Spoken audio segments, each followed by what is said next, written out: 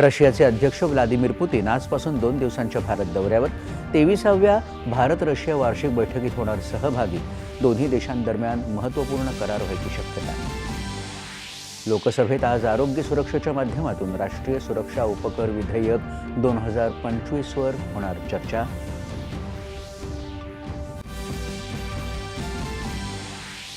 केंद्रीय उत्पादन शुल्क सुधारणा विधेयक चर्चेनंतर लोकसभेत मंजूर.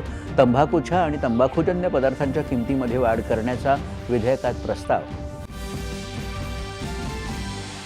फेक न्यूज आणि डीप फेक लोकशाहीसाठी धोकादायक. सरकार याविरोधात गरज पडल्यास कठोर कायदा करणार, अश्विनी वैष्णव यांचं लोकसभेत प्रतिपादन.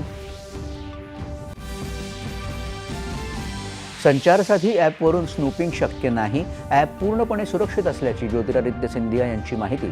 ॲपचं प्री इन्स्टॉलेशन अनिवार्य न करण्याचा सरकारचा निर्णय. नौदल दिवसानिमित्त आज देशभरात विविध कार्यक्रम. भारतीय नौदलानं हिंद प्रशांत क्षेत्रात एक महत्त्वाची सागरी संरक्षण शक्ती म्हणून स्थान मिळवलंय. राष्ट्रपतींचे गौरवोद्गार. राज्य विधिमंडळाचं हिवाळी अधिवेशन 8 ते 14 डिसेंबर दरम्यान नागपूरला होणार. विधिमंडळाच्या कामकाज सल्लागार समितीच्या बैठकीत निर्णय.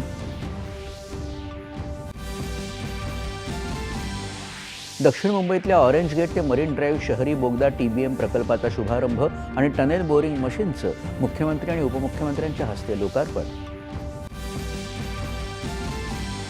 राज्यातल्या कृषी नुकसानीचा अहवाल आणि NDRF अंतर्गत मदतीची मागणी करणारा प्रस्ताव केंद्राकडे सादर. पायाभूत सुविधांच्या नुकसानीचा अहवाल लवकरच सादर करणार मुख्यमंत्री. आणि रायपूर इथं झालेल्या एकदिवसीय क्रिकेट सामन्यात भारताचा दक्षिण आफ्रिकेकडून पराभव.